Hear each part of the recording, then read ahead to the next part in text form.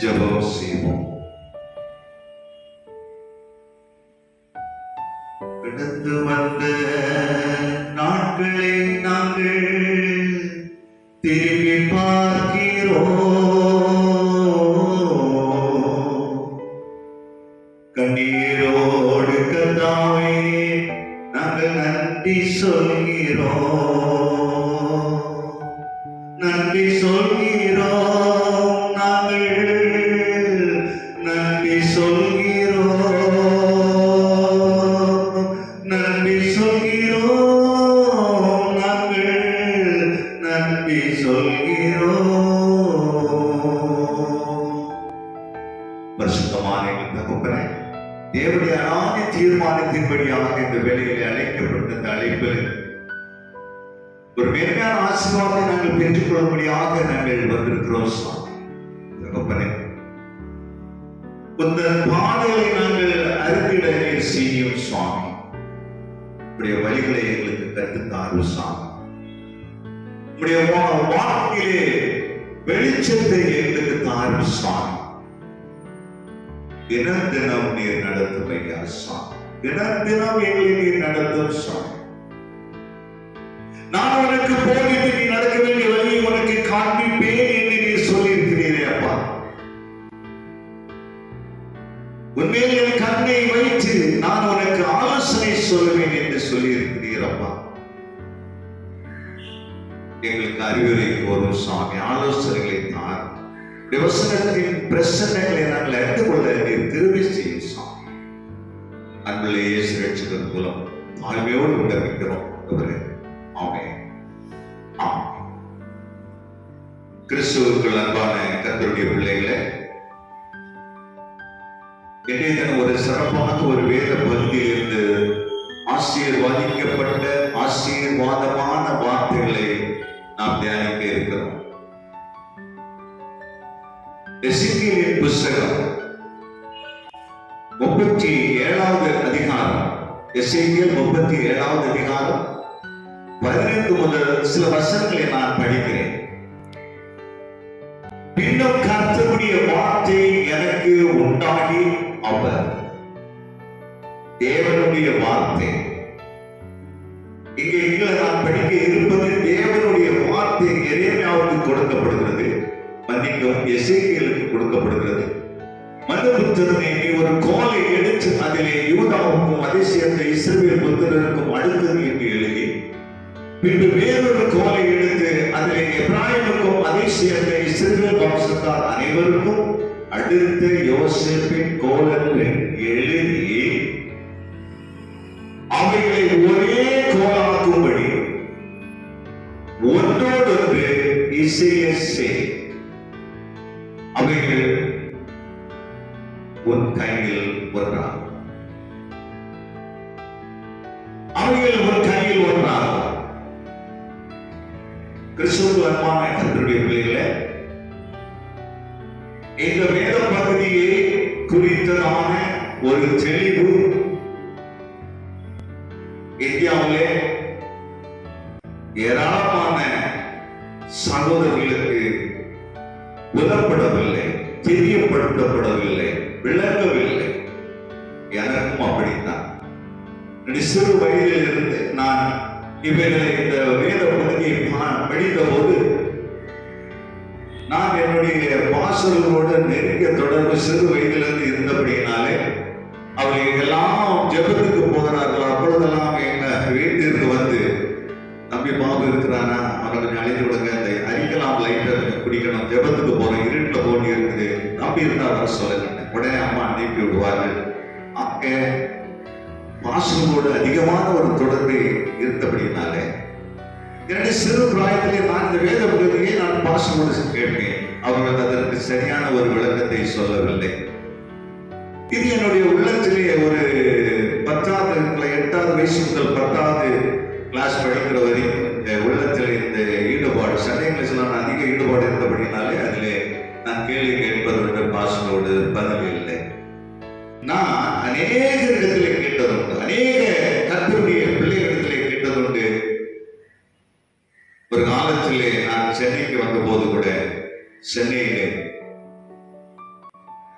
ஒரு 500க்கு மேற்பட்ட சகோதரரிடத்திலே மாசத்திலே கேட்ட போது இதற்கு பதில் இல்லை.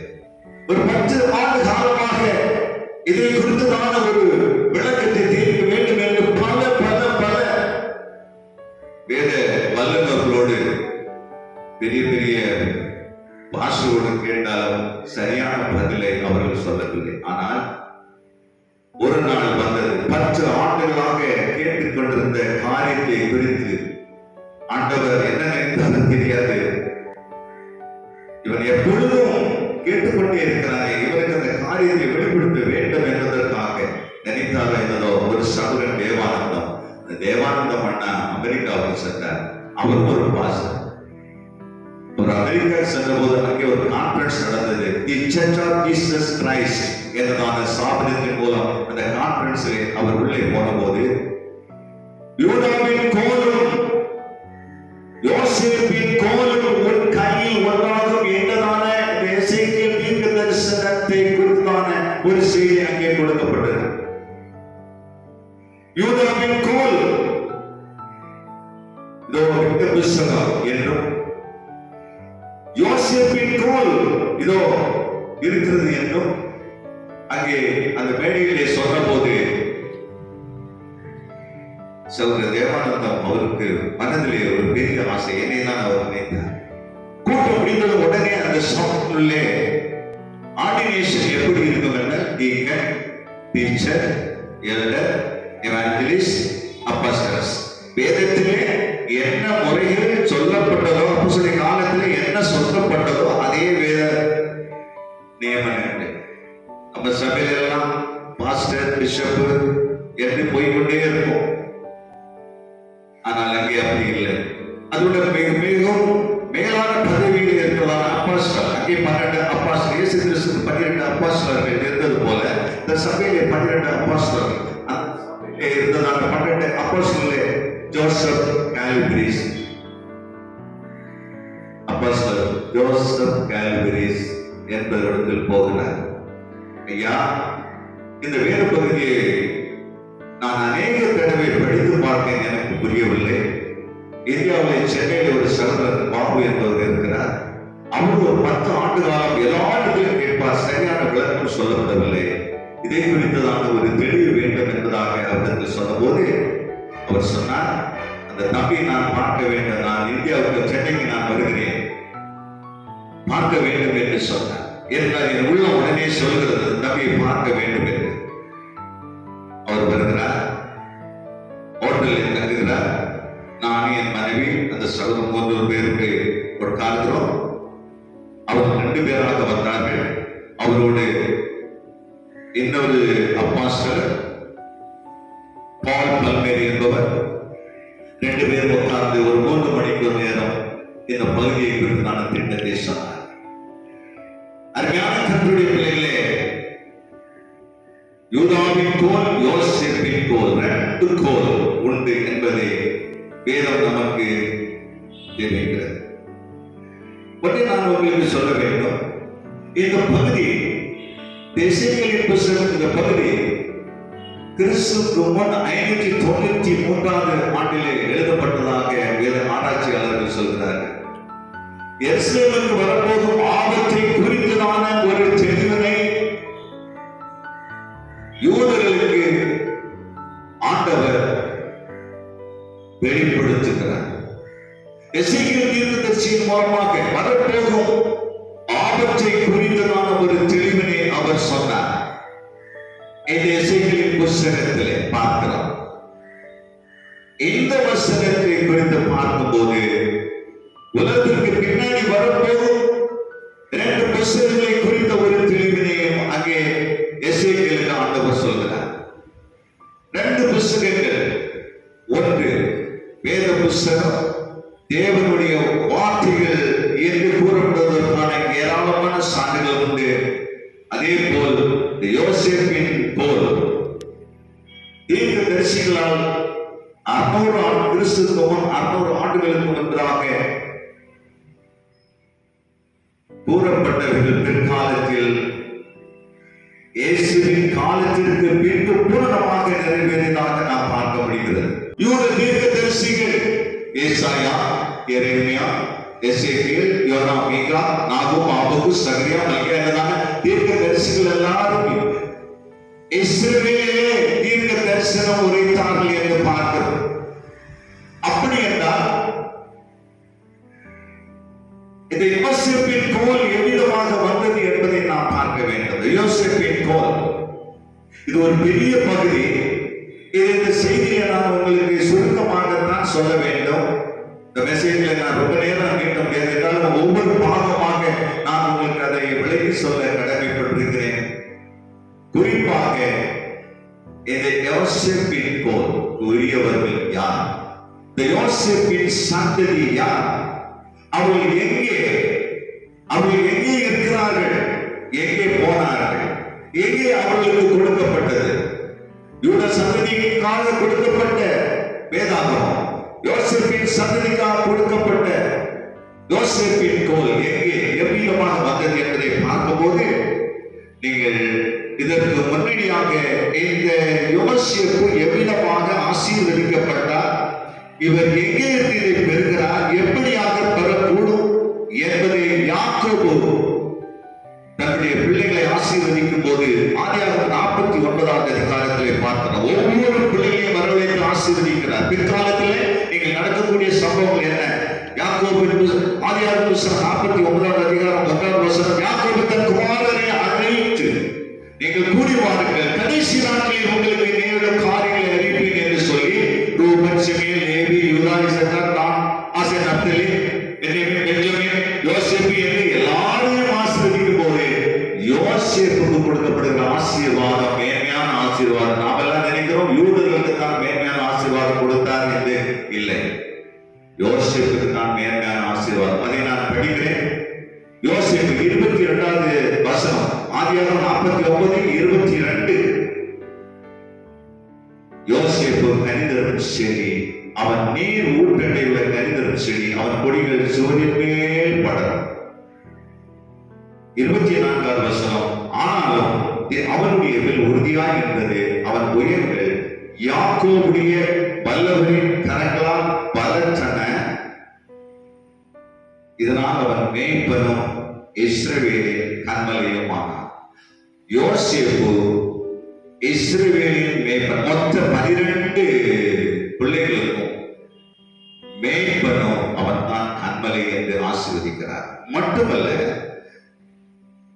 அவருடைய ஆசீர்வாதம் தொடர்கிறது. ஒரு தகப்பனுடைய தேவனாலே அப்படி ஆயிற்று, அவர் உனக்கு துணையாக இருப்பார். சர்வ வல்லவராலே அப்படி ஆயிற்று, அவர் ஒரே வானத்திலிருந்து உண்டாகும் ஆசீர்வாதங்களினாலும், கீழே ஆழத்தில் உண்டாகும் ஆசீர்வாதங்களினாலும், சனங்களுக்கும் கர்ப்பங்களுக்கும் உரிய ஆசீர்வாதங்களினாலும் உன்னை ஆசீர்வதிப்பார். மேல வானம், கீழே பூமி, ஆழம், பூமி எல்லாம் உனக்கு உரியது என்று சொல்றார். அப்படி என்றால் ஆசீர்வாதம் எவ்வளவு பெரிய ஆசீர்வாதத்தை அவர் கொடுக்கிறார், அந்த தேசத்திலே அது என்பதை நாம் பின்னாடி பார்க்க போகிறோம். தொடர்ந்து பார்க்கிறோம். உன் தகப்பனுடைய ஆசீர்வாதங்கள் என் பிதாக்களுடைய ஆசீர்வாதங்களுக்கு மேற்பட்டதாகிறது. நித்திய பருவங்களில் முடிவுபட்டு பெற்றுகின்றன. உனக்கு மகனை யோசேப்பு, உனக்கு ஒரு ஆசீர்வாதங்கள் இங்கே இல்லை, நித்திய பருவம். இப்ரேய புத்தகத்தின் மூலமாக ஒரிஜினல் வேர்ட்ஸ்ல நித்திய பருவம் தான் many nations, அநேக நாடுகள் சேர்ந்த ஒரு கூட்டமைப்புக்கு நித்திய பர்வதங்களுக்கு நீ போய்விடுவாய் என்று சொல்கிறார். யோசேப்பே, உன் சிரசின் மேலும் உன் உச்சத்தலையின் மீது வருவதாக பிதாக்களுடைய ஆபிரகாம், ஈசாக்கு, யாக்கோபு ஆகிய எங்களுடைய மூவருடைய ஆசீர்வாதம் உன் தலையின் மேல் வந்து இறங்கும் என்று சொல்கிறார். உன் தலையின் மேல் வந்து இறங்கும் என்று சொல்கிறார். கிறிஸ்துவுக்கு அன்பான கர்த்தருடைய பிள்ளைகளே, உன் தலையின் மேல் வந்து இறங்கும். எப்போது இருந்தும் பிற்காலத்தில் நடைபெறக்கூடிய காலங்கள் வர வேண்டும் அல்லவா? யோசேப்பு அந்த தேசத்தில் எருசலேமிலே தன் சகோதரோடு இருந்தான். அந்நிய தேசத்திற்கு அவர் போய்விடுவார் என்பதாக நாம் வேத பகுதிகளிலே சிலவரை பார்க்கும்போது அந்த ஆசீர்வாதம் அவனுக்கு வர வேண்டும் அல்லவா? இது எப்போது வருகிறது? இப்போது ஒரு சின்ன ஒரு நிகழ்வினை பார்க்கலாம். அங்கே பெரிய அதிகாரிகளாக இருந்தால் தன் சகோதரிகள் வரவழைத்தான். எல்லாரும் அங்கே ஈஜிப்டில் இருக்கிறது. அங்கே சுகமாக இருக்கிறார்கள். பிற்பாடு அடிமைகளாக ஆகிறார்கள். சுருக்கமாக சொல்லுங்க, பிற்பாடு அடிமைகளாக ஆகிறார்கள். அடிமைகளாக ஆக்கப்பட்டவர்கள் சுதந்திர தேசம் கானான் தேசத்திற்கு மோசே மூலமாக அழைத்து செல்லப்படுகிறார்கள். கானான் தேசத்தில் அழைத்து வந்த போது ராஜ்யபாரம் தொடங்குகிறது. சவுல், தாவீது, சாலமோன் என்றும் அவருடைய பிள்ளைகள் என்று ராஜ்யத்தை ஆளுகை செய்து கொண்டு வருகிறார்கள். தேவன் கொடுத்த மோசே மூலமாக கொடுத்த 10 கட்டளை நியாய பிரமாணங்கள் எல்லாம் கானான் தேசத்திலே இருந்து அது செயல்படுகிறது. ஆண்டவர் என் கற்பனைகளை நீ நடக்கும் போது நான் உன்னை ஆசீர்வதிப்பேன் என்று சொன்னார். நீ என் பிரமாணத்தை விட்டுவிட்டால் உன்னை நான் சபிப்பேன், உன்னை இல்லாமல் ஆக்கி விடுவேன் என்று சொன்னார். ஆசீர்வதிப்பேன் என்று நான் முதல்ல சொன்னார். நீ என் பிரமாணங்களை விட்டு விலகினால் நான் உன்னை நாடு கடத்தி விடுவேன், உன்னை தேசம் உனக்கு இல்லாமல் ஆக்கிவிடும் என்று ஆரம்பத்திலே ஆண்டவர் எரேமியா, எசேக்கியேல் எல்லாருக்கும் அதை சொன்ன தகவல் நமக்கு வேதத்திலே உண்டு. ஆனால் ஜனங்கள் கேட்கவில்லை. ஏன்? இஸ்ரவேலை ஆண்ட ராஜாக்களும் தேவ பிரமாணத்திற்கு விரோதமாக அவர்கள் நடத்தப்படுகிறார்களே. ஆண்டவர் சொன்னார். இப்போது எரேமியாவை கூப்பிடுகிறார். இதற்கு இடையிலே நிறைய சம்பவங்கள் இருக்கிறது. நான் சுருக்கமாக சொல்லுகிறேன். எருசலேம் ஆளுகையிலே தேவ பிரமாணங்கள் மீறப்படுகிறது. தேவன் கொடுத்த பிரமாணம், மோசே மூலமாக கொடுத்த பிரமாணங்கள் மீறப்படுகிறது. ஆண்டவர் எரேமியாவை கூப்பிடுகிறார். எரேமியா இப்ப சொல்லு, தங்களுக்கு போய் பிரமாணத்தை நீங்கள் விட்டு விட்டீர்கள், நீங்கள் மனம் திரும்புங்கள் என்று கர்த்தர் சொல்கிறார். எரேமியா 4ஆம் அதிகாரம் 1ஆம் வசனத்திலே இஸ்ரவேலை திரும்புவதற்கு மனதாய் இருந்தால் என்னிடத்தில் திரும்பு என்று கர்த்தர் சொல்கிறார். யூதா மனுஷரே 4ஆம் வசனம், யூதா மனுஷரே இஸ்ரவேல் குடிகளே உங்கள் கிரியைகளில் பொல்லாப்பு அதிகமாகிவிட்டது என்று சொல்கிறார். அதோடு அவர் நின்றுவிடவில்லை. 13ஆவது வசனத்தில் சொல்கிறார், நீங்க என் கற்பனை விட்டு விலகி கொண்டே வருகிறீர்கள். இதோ அந்நிய தேசத்தான் ஒருவன் வருவான், உங்களை அறியாத ஒரு ஜாதி வரும். 13ஆவது வசனம் பாருங்க. இதோ மேகங்களை போல எழுப்பி வருகிறான். மேகம் எப்படி வருதோ அதே போல எழுப்பி வருகிறான். அவருடைய ரதங்கள் பெருங்காற்றை போன்றுகிறது. அவன் குதிரைகள் கழிவுகளில் வேகமானவர்கள். நமக்கு ஐயோ, நாம் பாழாக்கப்படுகிறோமே. எருசலேமே, நீ ரட்சிக்கப்படுவதற்கு இதயத்தின் பொல்லாப்பை விட்டு கழுவு, எந்த மட்டும் நீ அக்கிரமத்தோடு இருப்பாய் என்று அங்கே எரேமியாவுக்கு சொன்னார். மட்டுமல்ல 5:15 வசனத்தில், 5ஆவது எரேமியா 5:15 வசனத்தில், இஸ்ரவேல் வம்சத்தாரே, இந்த தூரத்திலிருந்து நான் உங்கள் ஒரு ஜாதியை கொண்டு வருவேன் என்று கர்த்தர் சொல்கிறார். அது பலத்த ஜாதி, அது பூர்வகாலத்து ஜாதி. அவர்கள் நீ அறியாத பாஷையை பேசும் ஜாதி. அவங்க பேசுறது என்னது என்று உனக்கு விடாது. அவங்க வருவாங்க, உன்னை பிடிக்க போறாங்க, உன்னை பிடிச்சிட்டு போறாங்க. பார்த்து திடீர்னு வரும்போது உன்னை வெட்டுவார்கள், கொல்வார்கள். அவன் பேசுற பேச்செல்லாம் உனக்கு கேட்காத. நீ பேக் உட்கார்ந்துட்டு இருப்பான். அவன் வெட்டுடா அவன் சொல்றான், வெட்டுடான்னு அவனுடைய பாஷையில் சொல்றான். நீ என்ன பண்ணுவா? பேசாம இருப்பான், அவன் தலையை வெட்டிருப்பான். நீ அறியாத பாஷையை அவன் பேசுவான். கல்தேயர் ராஜா. அவர் யாரு? கல்தேயர் ராஜா. அந்த ராஜா யார் என்று வேதம் நமக்கு சொல்லுகிறது. 32ஆவது அதிகாரம், எரேமியா 32ஆவது அதிகாரத்திலே அவன் யார் என்று சொல்லப்படுகிறது. அங்கே தேசத்தான் கல்தேயர் ராஜா என்று சொல்லப்பட்டது. அந்த கல்தேயர் ராஜா யார்? வேதம் தெளிவாக 32ஆவது வசனத்திலே சொல்கிறது, அதிகாரத்திலே சொல்கிறது. நேபுகாத்நேச்சர் 18ஆம் வருஷத்துக்கு சரியான யூதாவின் ராஜாவாக சிதேக்கியா ஞாபகத்தில் வச்சிருக்க. சிதேக்கியா யூதாவை ஆண்டு கொண்டிருக்கிற சிதேக்கியாவின் காலத்திலே அவன் வருவான். எரேமியாவுடைய வார்த்தை நிறைவேற போகிறது. யூதாவின் ராஜாவாகிய சிதேக்கியா கல்தேயருடைய கைக்கு தப்பி போகாமல் பாபிலோன் ராஜாவின் கையில் நிச்சயமாக ஒப்புக் கொடுக்கப்படுவான். வாயோடு பேசும், அவன் கண்கள் இவர் கண்களை காணும். என்று அங்கே சொல்லப்படுகிற வார்த்தையை பார்க்கும் காலத்தில் பாபிலோன் ராஜா வருவான், பிடிப்பான், எருசலேமை ஒன்றுமில்லாமல் ஆக்கி விடுவான், பாத்திரங்கள் எல்லாம் அவன் எடுத்து விடுவான் என்று அவர் அங்கே சொன்னதை நாம் பார்க்கிறோம். எல்லாம் பிடிக்கப்படும். கர்த்தருடைய வார்த்தையின்படியாக எல்லாம் நிறைவேறும் என்று ஆண்டவர் சொன்னதுபடியே நேபுகாத்நேச்சர் வருகிறார் என்பதை நாம் 2 ராஜாக்களின் புத்தகத்திலே பார்க்கிறோம். எருசலேமுக்கு சொன்ன தீர்க்க தரிசனம் நிறைவேறும்படியாக ஆண்டவர் கல்திய ராஜாவாகிய நேபுகாத்நேச்சர் வருவார், எருசலேமை முற்றுகை போடுவான், ஒன்றுமில்லாமல் எருசலேமை ஆக்கி விடுவான், அநேகரை சிறுபிடிப்பான் என்று சொல்லப்பட்டதை நிறைவேறும்படியாக 2 ராஜாக்களின் புத்தகம் 24வது அதிகாரத்திலே நாம் பார்க்கிறோம். 2 ராஜாக்களின் புத்தகம் 24:1 அவர் நாட்களிலே பாபிலோன் ராஜாவாகிய யாருடைய நாட்களிலே? சிதேக்கியா ராஜாவின் நாட்களிலே நேபுகாத்நேச்சர் வந்தான். யோவாக்கின் 3 வருஷம் அவனை செய்து பின்பவருக்கு விரோதமாக கலகம் பண்ணினான் என்று நாம் பார்க்கிறோம். நகரம் முற்றுகை போடப்பட்டதாக 2வது வசனம் சொல்கிறது. 7வது வசனத்திலே நாம் பார்க்கிறோம், சிதேக்கியாவை குமாரரை அவர் கண்களுக்கு முன்பாக வெட்டி சிதேக்கியாவின் கண்களை குருடாக்கி அவனை 2 வெட்டல் விலங்குகளை கொண்டு அவனை பாபிலோனுக்கு கொண்டு போனார்கள். தீர்க்க தரிசனம், எரேமியா உரைத்த தீர்க்க தரிசனம் எங்கே நிறைவேறியது? கர்த்தருடைய பிள்ளைகளே, நான் இந்த செய்திக்கு பின்னால் வேற எந்த ஒரு சம்பவத்தை நான் இணைக்க விரும்பவில்லை. உங்களுடைய மனதிலே வேத பகுதியின் ஒரு ஆராய்ச்சிக்காகவே நான் சொல்கிறேன். வேத வசனம் எரேமியாவுக்கு சொல்லப்பட்டது, தீர்க்க தரிசனமாக சொல்லப்பட்டது, நிறைவேறுகிறது. பாபிலோன் ராஜாவை நேபுகாத்நேச்சர் வந்தார், சிறைபிடிக்கிறார். எருசலேமை எல்லாம் 24வது அதிகாரத்தில் நீங்கள் பார்க்கும்போது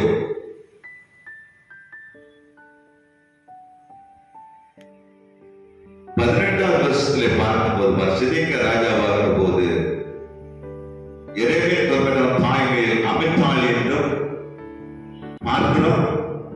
நகரம் முற்றுகை போடப்பட்டது என்பதை பார்க்கிறோம். பாபிலோன் ராஜா எருசலேம் தேவாலயத்தில் உள்ள எல்லாவற்றையும் அபகரித்தான், சுட்டெரித்தான் என்னும் வேதத்திலே நாம் பார்க்கிறோம். கிறிஸ்துவுக்குள் அன்பான கர்த்தருடைய பிள்ளைகளை சிறைபிடித்து அவன் கொண்டு போனான் என்று நாம் பார்க்கிறோம். சிறைபிடித்து அவன் எருசலேமுக்கு சிதேக்கியா ஞாபகம் வைக்கிறேன். ஏன் என்று நான் 3 தடவை சொல்கிறேன் என்றால், இதனுடைய மறுபகுதி யோசேப்பு எங்கே போகிறான்? எருசலேமிலே இருக்கிறதானே யோசேப்பின் சந்ததி அங்கே இருக்கிறது. வேதத்திலே நாம் பார்க்கிறோம், கர்த்தருடைய ஆலயத்தையும் ராஜாவின் அரண்மனையும் எருசலேமின் சகல கட்டளையும் பெரிய வீடுகள் எல்லாருமே அக்னியால் சுட்டெரித்த பிறகு தேசத்தில் ஏழையான சிலரை திராட்சை தோட்டக்காரர்களாக பெயர்கள் குடிகளாகவும் நேபுகாத்நேச்சர் விட்டுட்டு போயிட்டான். அந்த குடும்பம் யோசேப்பின் குடும்பமாக இருந்தது. ஆகவே இந்த சிதேக்கியா ராஜாவின் காலத்திலே தான் இவைகள் நேபுகாத்நேச்சரால் சிறைபிடிக்கப்பட்டு போகிற அந்த வேளையில மீதி விட்டுட்டு போனதில்லை. யோசேப்பின் சந்ததியை, யோசேப்பின் காலம் சந்ததிகள் அங்கே இருக்கும் போது ஆண்டவர் யாக்கோபு மூலமாக யோசேப்புக்கு கொடுக்கப்பட்ட ஆசீர்வாதம், ஆதியாகமம் 49வது அதிகாரத்திலே கொடுக்கப்பட்ட ஆசீர்வாதம் நிறைவேற வேண்டும் அல்லவா? ஆகவே அந்த குடும்பத்திலே ஒருவரை அவர் தேர்ந்தெடுக்கிறார். இந்த யோசேப்பின் தோல் தொடர்கிறது. கர்த்தருடைய பிள்ளைகள், இதனுடைய பகுதியிலே 1 அதிகாரம் 4வது வசனத்திலே நெபி புத்தகம் என்று ஒரு புத்தகம் இருக்கிறது. இந்த நெபியினுடைய தகப்பனார் லேகி, இந்த லேகியை ஆண்டவர் அழைத்து, நீங்க இருக்காதே, உன்னுடைய முன்னோர்களான யோசேப்பின் சந்ததி யோசேப்புக்கு நான் கொடுக்கப்பட்ட ஆசீர்வாதத்தை நிறைவேற வேண்டும். ஆகவே நிச்சயம் பரலோகம் மட்டும் நீ ஏற்றுவாய். நாடுகளை அடங்கிய கூட்டமைப்புக்கு நீ செல்ல வேண்டும், மேலே நேஷனுக்கு நீ செல்ல வேண்டும். ஆகவே நீ இப்போது எருசலேமில் இருக்க வேண்டாம் என்று சொல்லிவிட்டு சிதேக்கியா ராஜா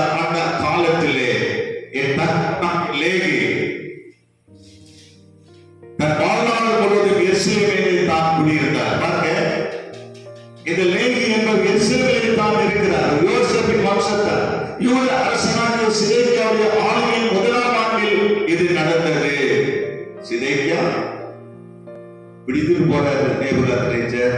அந்த ஆண்டிலே இங்க இந்த குடும்பம் முதலாம் ஆண்டில் இது நடந்தது. ஆகவே இதனுடைய தொடர்ச்சி நீங்கள் பார்க்கும்போது அவர்கள் ஆண்டவர் இங்கே நீ மூவ் பண்ணு, இந்த இடத்தில் கடந்து செல்லு.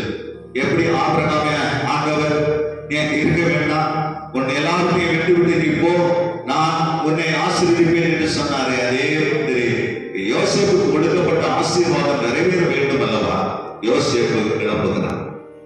யோசேப்பின் சந்ததியில் உள்ள லேவி அவருடைய பிள்ளைகள் நெருங்கி எல்லாரும் கிளம்புகிறார்கள். அவர்கள் கடல் கடந்து கடல் கடந்து கடல் கடந்து கடந்து கடந்து கடைசியில் லார்ட் என்று சொல்லப்பட்ட தேசம் ஒரு தேசம் அவருக்காக இருக்கிறது. அவர் எருசலேமிலே அந்நிய தேசத்திலே இன்னொரு தேசத்திலே அவர் போகிறார்கள். அது விரிந்து பரந்த இடம், அது அமைதியாக இருக்கிறது, அங்கே யாருமே இல்லை. இவர்களுக்கென்றே ஆண்டவர் வைத்திருந்தார் போலும். அதுதான் America. United State of America பல நாடுகள் சேர்ந்த கூட்டமைப்பு அவர் போய்விடும். அப்போது இல்லை, ஒரு தேசமாக இருந்தது. ஆனால் பிற்பாடு பல நாடுகள் சேர்ந்த கூட்டமைப்பாக மாறுகிறது என்பது வரலாறு. ஆகவே தான் யோசேப்பின் தேசம் அமெரிக்காவாக இருக்கிறது. அதனால்தான் ஆரம்பத்திலே மேல வானம் கீழே பூமி தண்ணீர் எல்லாம் உள்ள ஆசீர்வாதம், சாயங்களுக்கு கர்ப்பங்களுக்கு உண்டான ஆசீர்வாதம் எல்லாம் உனக்கு என்று சொல்லி பல தேசங்கள் சேர்ந்த ஒரு இடத்திற்கு நீ போய்விடுவாய் என்று யாக்கோபு தன் பிள்ளையை ஆசீர்வதித்தார் அல்லவா? நீ தான் இஸ்ரவேலின் மேய்ப்பன் கர்மம் என்று சொல்லி ஆசீர்வதித்தாரே, அவர் முழு ஆசீர்வாதமும் அவருக்கு வந்து சேர வேண்டும் அல்லவா? ஆகவே தான் இந்த தேசத்திற்கு அவன் போய்விட்டான். அங்கே அந்த தேசத்தில் என்ன நடக்கிறது என்று நாம் பார்க்க வேண்டும். அந்த தேசத்தில் என்ன நடக்கிறது? இவர்களுக்கு மூவாய் போயிட்டாங்க, பதுங்கி பெருக்கிறார்கள். எப்படி ஈஜிப்ட்ல எல்லாரும் பதுங்கி பெருக்கிறார்கள், அங்கேயுமே பதுங்கி பெருக்க தொடங்கிட்டாங்க. பிரமாணங்கள் 10 கட்டளைகள் தான். தேவ பிரமாணங்களை சுமந்துதான் போகிறார்கள். நான் எங்க ஊர்ல இருந்து இங்க வந்தா பழைய நினைவுகள் என்னோட இருக்கு. பழைய எனக்கு கற்றுட்டு வந்த வேத வருஷங்கள்லாம் நினைவு இருக்கும், பிரமாணங்கள்லாம் எனக்கு நினைவு இருக்கும். ஆகவே நான் சென்னைக்கு வந்திருந்தாலும் இங்கே என்னுடைய பிள்ளைகளுக்கு அதை தான் கற்றுக் கொடுப்பேன். இங்க இருக்கிற ஒவ்வொரு பிள்ளைகளும் நீங்கள் வெவ்வேறு இடத்திலிருந்து வந்தாலும் அந்த சொந்த ஊர்களில் கற்றுக்கொண்ட எல்லாவற்றையும் நீங்கள் மனதில் வைத்துக் கொள்வீர்கள். ஆகவே தான் 10 பிரமாணங்களை சுமந்து சென்ற யோசேப்பின் குடும்பம் அதன் வழியாக பிள்ளைகளோடு இருந்த தேவ பிரமாணங்களோடு அவர்கள் இடைப்பட்டு தேவ பிள்ளைகளாக அவர்கள் பலிகி பெறுகிறார்கள். தேவ பிரமாணத்திலே அவர் நிலைத்து நிற்கும் போது ஆண்டவர் அங்கேயும் தீர்க்க தரிசனம் உரைக்கிறார். எப்படி யூதா தேசத்திலே ஏசாயா, எரேமியா, எசேக்கியேல், யோனா, மிகா, நாகூம், ஆபகு, சகரியா, மல்கியா என்ற தீர்க்க தரிசிகள் எல்லாம் தீர்க்க தரிசனம் உரைத்து இஸ்ரவேல் தேசத்தை குறித்து தீர்க்க தரிசனம் உரைத்தார்களோ, அதே போல அந்த தேசத்திற்கு போன பிள்ளைகளுக்கு தீர்க்க தரிசனம் உரைக்கப்படுகிறது. அந்த தீர்க்க தரிசனம் நான் சொல்கிறேன். இந்த புத்தகத்திலே இயேசுவே மெய்யான தேவன், அவருக்கு சொல்லப்பட்ட செய்தி இயேசுவே மெய்யான தேவன், அவரால் இனி வேறொருவரும் ரட்சிப்பு இல்லை என்று இந்த வசனம் சொல்கிறது. இயேசுவே மெய்யான தேவன், அவரால் இனி வேறொருவரும் ரட்சிப்பு இல்லை என்று இந்த வேத வசனம் வேத பாகம் இங்கே சொல்கிறது. தேவ ஆட்டுக்குட்டியானவரே மெய்யான தேவன், அவ்விடத்தில் வந்தால் மட்டுமே ரட்சிப்பு உண்டு, அவ்விடத்தில் வரவில்லை என்றால் ரட்சிப்பு இல்லை என்றதான தேவ செய்தி அங்கே சொல்லப்படுகிறது. நான் வேண்டுமானால் அதை நான் உங்களுக்கு சொல்கிறேன். 1 நபியின் புஸ்தகம். ஏனென்றால் சிலர் புஸ்தகத்தை குறித்து ஒரு தெளிவு இல்லாமல் படிக்காமலே அது காட்டு என்று சொல்லிவிடுவார்கள். 1 நபியின் புஸ்தகம் 13ஆம் அதிகாரம் 40ஆம் வசனம் இவ்விதமாக சொல்கிறது. தூதன் மூலமாக அங்கே அவருக்கு பேசப்படுகிறது. தூதன் என்னிடம் பேசி சொன்ன வார்த்தைகளான பிரதாதியாருக்கு மத்தியில் நீ பார்த்தது கடைசி பதிவுகள் முன்னிருந்த பதிவுகளின் உண்மையை நிலைநிறுத்தும். முன்னிருந்த பதிவு இதனை இது நிலைப்படுத்தும்.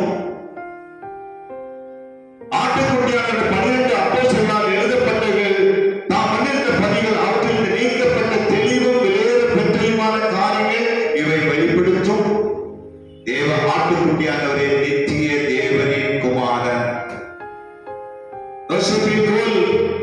அங்கே சொல்லப்படுகிறது அமெரிக்காவிலே, இப்போது அமெரிக்கா அப்போது அமெரிக்கா இல்ல, அந்த தேசத்தில் நான் உங்களுக்கு ஞாபகத்துக்காக சொல்கிறேன், தெரிந்து கொள்வதற்காக. அந்த தேசத்தில் அவர்கள் போன போது அவர்களுக்கு கொடுக்கப்பட்ட செய்தி, இயேசுவே மெய்யான தேவன், நித்திய தேவனின் குமாரன் என்றும் உலகத்தின் இரட்சகர் என்றும், அவருக்கு வந்தால் மட்டுமே ரட்சிப்பு உண்டு என்றும், அவருக்கு வரவில்லையானால் ரட்சிக்கப்பட வழி இல்லை என்றும் எல்லா ஜாதியினருக்கும் வழியினருக்கும் ஜனங்களுக்கும் அறிவிக்கப்படும். ஆகவே கர்த்தருடைய பிள்ளைகளை இந்த புத்தகத்தை சிலர் வாசிக்காமலே இதை கல்வி என்று சொல்லிவிடுவார்கள். இது கர்த்தர் உபதேசம் அல்ல. ஒன்றுக்கு மேற்பட்ட இரண்டு சாட்சிகள், ஒன்றுக்கு மேற்பட்ட இரண்டு சாட்சிகள் ஒரு காரியத்தை ஜட்ஜ்மெண்ட் ஆகும்போது நீதிபதி என்ன சொன்னார்? ஒரு சாட்சியில ரெண்டுக்கு மேற்பட்ட சாட்சிகள் இருந்தால் அது முழு ஒற்றுப்படும். இதோ இயேசு மெய்யான தேவன், அவரால் எனக்கு வேறொரு ரட்சிப்பில்லை. ரெண்டு சாட்சி, ரெண்டு சாட்சி. இந்த புத்தகத்தை நாம் பார்க்கிறோம். இன்னும் இந்த புத்தகத்தை குறித்து சிலர் சொல்வார்கள், ஒன்றைய கூட்டக்கூடாது, குறைக்க கூடாது ஆண்டவர் சொல்லியிருக்கிறாரு. அப்ப இது என் கூட்டி தானே வந்திருக்கு, இதுல இருந்து ஒன்று கூட்டவும் கூடாது, குறைக்க கூடாது, ஆகவே இது ஒன்று எங்களுக்கு போறாங்க. இதுவே என்ன சில கூட்டம் இல்ல, குறைக்க இல்லை. இது நியாய பிரமாணம் அல்ல, இது 10 கட்டளை. இங்கே பாருங்க, வெளிப்படுத்தின விசேஷத்திலே நாம் பார்க்கிறோம் 22வது அதிகாரத்திலே 18வது வசனம், 22:18 இந்த தீர்க்க தரிசனத்தில் வந்து கூட்டவோ குறைக்கவோ கூடாது என்று ஆண்டவர் சொன்னார். உண்மைதான். இது தீர்க்க தரிசனம் அல்ல, இது யோவானுடைய தீர்க்க தரிசனம் அல்ல. யோவானுக்கு வெளிப்படுத்தப்பட்ட தீர்க்க தரிசனம் 2வது வருகை குறித்த தீர்க்க தரிசனம் அல்ல. அதை கூட்டக்கூடாது, குறைக்க கூடாதுன்னு சொன்னார். உண்மை. அதே மாதிரி இன்னொரு நாம் பார்க்கிறோம் 1வது புத்தகத்திலே 18வது அதிகாரம் 32வது வசனத்திலே நியாய பிரமாணத்தை குறித்து தான் அவர் சொன்னார். இது கூட்டக்கூடாது, குறைக்க கூடாது. நியாய பிரமாணம் அல்ல இது. ஆகவே கூட்டக்கூடாது, குறைக்க கூடாது என்று சொல்லப்பட்டது நியாய பிரமாணம் அல்ல, நியாய தீர்ப்பும் அல்ல. இது எப்படி ஆரம்ப நாட்களில் அந்த சந்ததி எங்கே போனார்களோ அந்த சந்ததி அங்கே போய் ஆண்டவரை வெளிப்படுகிறார்கள், ஆண்டவரை பணிபுரி நடக்கிறார்கள். அவர்களுக்கு சில வெளிப்பாடுகள் கொடுக்கப்பட்டது. அந்த வெளிப்பாடுகளை இன்றைய ஒரே ஒரு காலத்தை மாத்திரம் நான் சொல்லிவிட்டு முடிக்கிறேன். இந்த புத்தகம் கிறிஸ்துவுக்கு முன் 430 முடிந்து விட்டது. 430 கிறிஸ்துவுக்கு முன். ஆனால் நின்று போன அந்த தீர்க்க தரிசனம் தொடர்ச்சியாக இங்கே வந்துவிட்டது. ஆண்டவர்கள் காலத்திலே தீர்க்க தரிசனத்தோடு ஏசாயா, எரேமியா, எசேக்கியேல், மீகா, நாகூம், ஆமோஸ், சகரியா, மல்கியா கிறிஸ்துவுக்கு 430 வரைக்கும் பேசினார்கள். நின்று போய்விட்டது. இங்கே தொடர செய்யலாம்.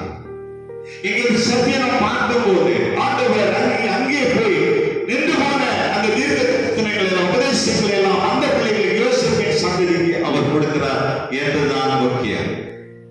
இங்கே நான் ஒரு கருத்தை நான் சொல்ல விரும்புகிறேன். இங்கே இந்த புத்தகத்திலே நிறைய செய்திகள் தொடர்ச்சி நான் கொடுக்க போகிறேன். இயேசு பிறப்பு இங்கே சொல்லப்பட்டதா என்றால், இங்கே வேதாகமத்திலே எப்படி இயேசு பிறப்பை குறித்து சொல்லப்பட்டதோ அதற்கு சற்று அதிகமாகவே இங்கே சொல்லப்பட்டதாக நாம் பார்க்க முடியும். அதற்கு சற்று அதிகமாகவே. அப்படி ஒரு சில வசனத்தை நான் சொல்கிறேன். இங்கே ஆல்மாவின் புத்தகத்திலே நாம் பார்க்கிறோம்.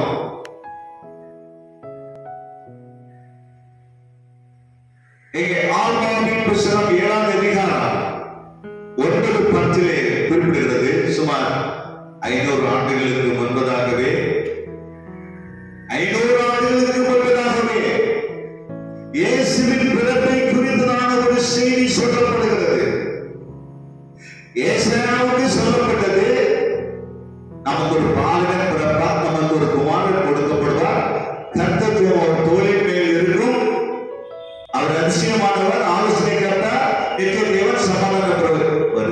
மேலோட்டமான ஒரு இயேசுவின் பிறப்பு தான் அங்கே சொல்லப்பட்டது. ஏசாயா 9:6 பார்க்கிறோம்.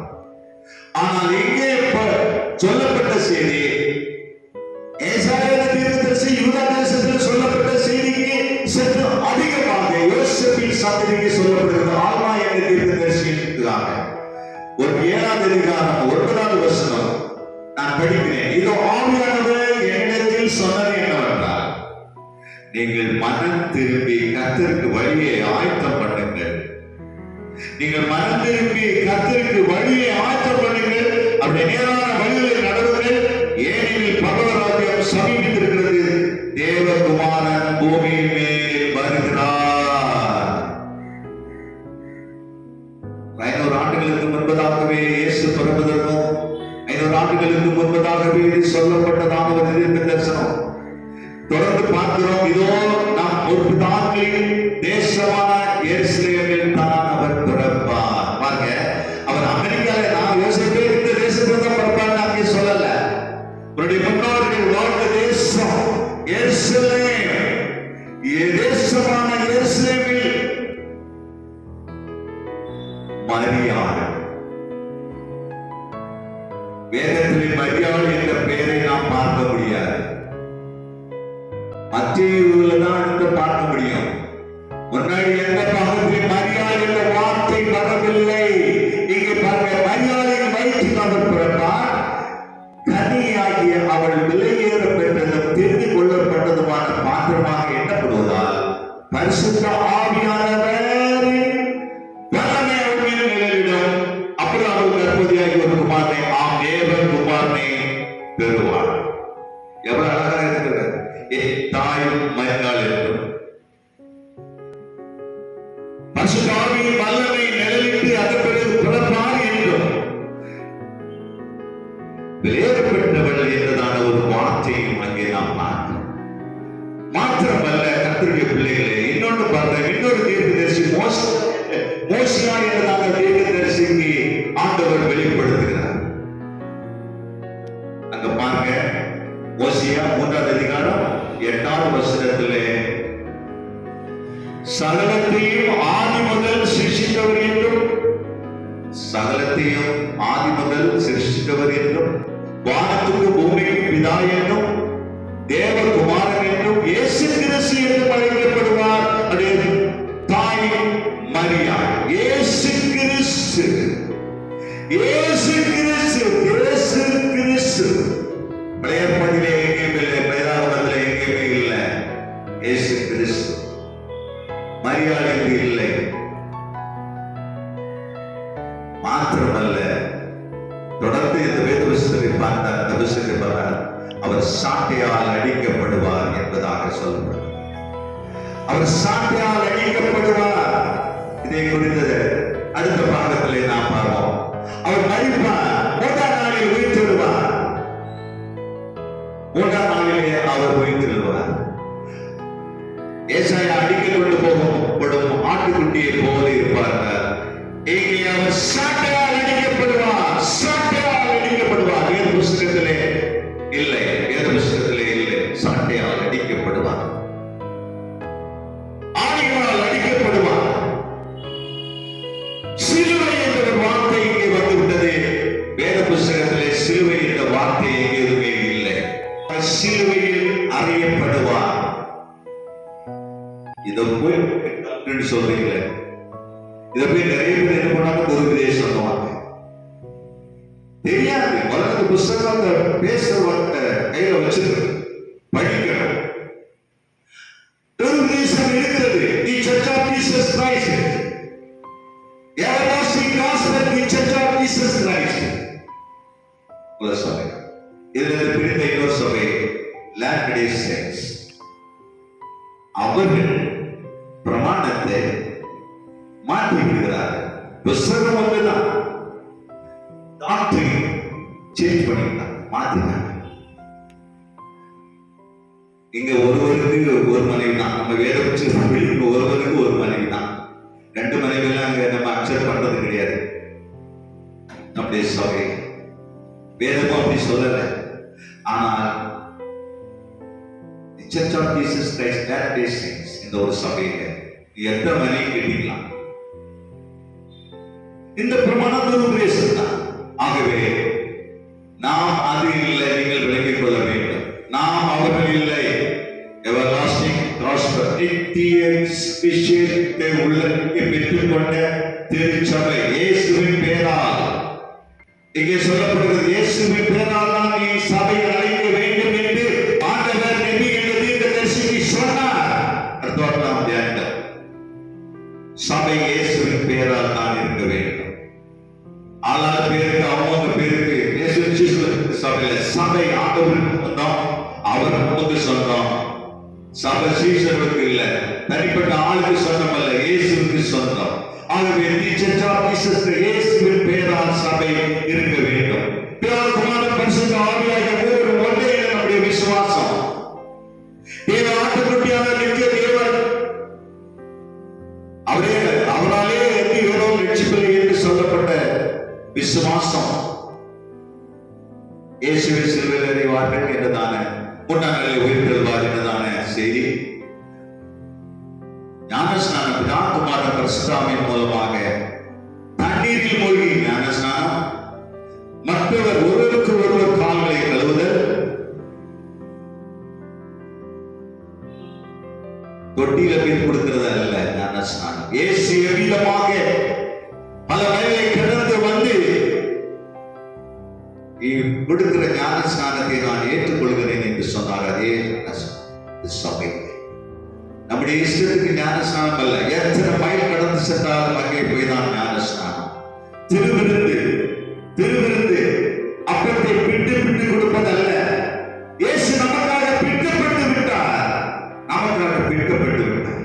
ஆகவே பிற்கப்பட்ட அப்பத்தை வைத்து செபித்து ஆண்டவரே உமக்கு நன்றி சொல்கிறோம், எங்களுக்காக பிற்கப்பட்ட உடைய சரீரம் என்று சொல்லி, ஆண்டவரே உமக்கு நன்றி ஐயா என்று சொல்லி நாங்கள் நினைத்து பார்க்கிறோம் என்று சொல்லி அவரவர் நினைத்து எடுக்க வேண்டும். இதை கொடுப்பதல்ல, அவரவர்கள் நினைத்து எடுக்க வேண்டும் என்ற விசுவாசம் எங்கே?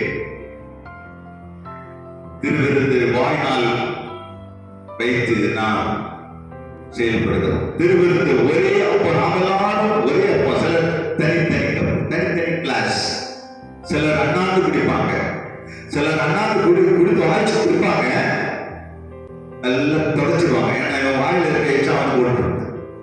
நாம் எல்லாரும் ஒன்று, நாம் எல்லாரும் கிறிஸ்துவுக்கு ஒரு ஏழை பணக்காரன் என்று இல்லை. இங்க இருக்கிற எங்க வீட்டு வேலைக்காரமா அவங்க சர்வெண்ட் அவங்க சாப்பிடுறத சாப்பிடும் வாய்ச்சி கொடுத்து அடுத்தது அவங்க வரும்போது அவங்களுடைய எல்லாரும் கேட்கிற எல்லாரும் நீங்கள் அப்படிதான். உண்மையான திருவிருந்து தேவன் நமக்கு நிர்ணயித்து தந்த திருவிருந்து. ஆர்டினேஷன்ஸ் பாஸ்டர் வேண்டும், பிஷப் வேண்டும், மேல மேல மேல மேல மேல பல அப்படி இல்லை. வேறு நமக்கு சொல்வது டீக்கன், அப்போஸ்தலர் டீக்கனாகவும் டீச்சராகவும் எல்டராகவும் சபை மூப்பர், பாஸ்டர் எல்டர் மூப்பர்லாம் சில சபையில வேண்டாம், மூப்பர் தான் பெரிய சபை மூப்பர், எல்டர் அதனால பிரசிடிங் எல்டராகவும் இவாஞ்சலிஸ்ட் சுவிசேஷகராகவும் அப்போஸ்தலராகவும் நியமனம் செய்யப்பட்டார்கள். வேதம் சொல்லுகிறது நியமனம் வேதத்தின்படியான நியமனம் என்று. ஆகவே இது ஒரு உண்மையான தேவனுடைய மகத்துவமான ஒரு சபையிலே அங்கத்தினர்களாக நீங்கள் இருப்பது நீங்கள் பெற்ற ஆசீர்வாதம். 2 ஆசீர்வாதத்தை நீங்கள் பெற்றிருக்கிறீர்கள்.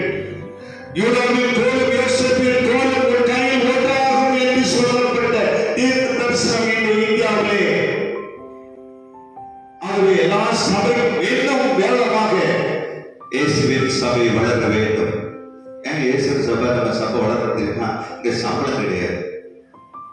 அவன் நீ ஆண்டவருக்கு வேலை செய்ய ஆண்டவர் உனக்கு பலனளிப்பார்.